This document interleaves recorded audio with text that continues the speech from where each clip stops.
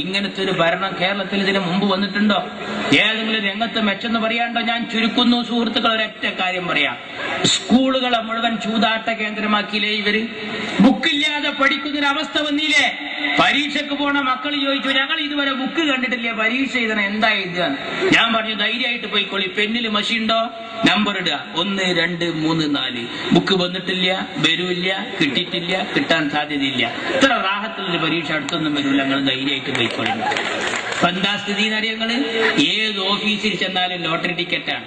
Panchayat member എന്ന നിലയിൽ കുറ്റിപ്പുറത്ത് ഞാൻ ഈ തെങ്ങ് തടം തുറക്കുന്നതിനും വളത്തിനൊക്കെ എന്റെ നാട്ടുകാർക്ക് എഴുതി കൊടുത്തു. ഇത് പാസ്സായി കൃഷി ഓഫീസിൽ നിന്ന് വളം വാങ്ങാനും കാശ് വാങ്ങാനും സബ്സിഡി വാങ്ങാനും ഈ തള്ളാനൊക്കെ പോയി. അപ്പൊ ഈ സാധുക്കൾക്കും കൊടുത്തു. ഇതൊന്ന് ഒരു തള്ള നല്ല സന്തോഷത്തിൽ ഇന്നെ വന്നിട്ട് ടൗണിൽ വന്നിട്ട് പറഞ്ഞ്, പൊന്നാരമായ എന്നെ റബ്ബ് നേരാക്കട്ടെ, എന്നൊക്കെ ജയിപ്പിച്ചത് ഒരു കാര്യത്തിൽപ്പെട്ടിന്റെ കുട്ടിയെ ഇത് എവിടുന്നാ മാറുക? തള്ളന്റെ വിചാരം 2000-ന്റെ ഒറ്റോട്ടാച്ചിട്ട് പോയ ലോട്ടറി ടിക്കറ്റാണ്. ലോട്ടറി ടിക്കറ്റാണ്. ഒന്ന് ആലോചിച്ച് നോക്കൂ. ഓഫീസിൽ മുഴുവൻ ലോട്ടറി ടിക്കറ്റ്. സ്കൂളിലേക്ക് കൊടുത്തിരിക്കുന്നു സ്പോർട്സ് ലോട്ടറി, സാന്ത്വനം ലോട്ടറി, ലക്ഷം വീട് ലോട്ടറി, മാഷ്മാരെ കയ്യിലൊക്കെ ലോട്ടറി. വരാന്തേ കൂടിയ ഇന്നത്തെ കേരള. ഇങ്ങനെ എല്ലാ ലോട്ടറി നഷ്ടത്തിലായപ്പോ സ്കൂളിലേക്ക് കൊടുക്കുക. അങ്ങനെ നഷ്ടം വന്ന ഖാദി ബോർഡ് നഷ്ടത്തിലാന്ന് അറിഞ്ഞപ്പോഴാ മന്ത്രി ഓർഡർ ഇട്ടു. അച്യുതാനന്ദൻ ഉടനെ അതിന് ശരിയിട്ടു. എന്തായിരുന്നു ഓർഡർ? പഞ്ചായത്തിലേക്ക് വന്നു. രക്ഷിതാക്കളെ എതിർപ്പുകൊണ്ടപ്പോ വരാത്തത്. എന്തായിരുന്നു അത്?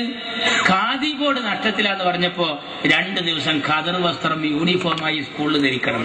നോക്കാൻ നിങ്ങൾ നഷ്ടം വന്നതൊക്കെ സ്കൂളിലേക്ക് കൊടുക്കുക. ഇങ്ങനെ പോയാൽ ആ ദിനേശ് വീടി നഷ്ടത്തിലായ എന്താകും സ്ഥിതി? ഹെഡ്മാഷ് പോയി 2 ബണ്ടല് വീടി വാങ്ങിക്കൊണ്ടിരുന്നു, സ്കൂളിലാണ്ട് കൊടുക്കും.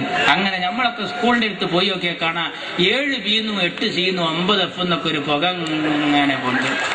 എന്താ സംഭവം എന്ന് ചോദിച്ചാൽ, ഈ പീരീഡ് ദിനേശ് പീഡിയ മക്കളെ കുടി പോയിട്ട് 5 വക്തിലും തോരുന്നോളി. Beverage corporation നഷ്ടത്തിലാകാതിരിക്കട്ടെ. അതും കൂടി നഷ്ടത്തിലായ നമ്മളെ മക്കളൊക്കെ കാട്രായി അടിച്ച് വരുന്ന വരവൊന്ന് ആലോചിച്ചോക്കാൻ. ഒരു ഭരണം എന്തിനു പറ്റും?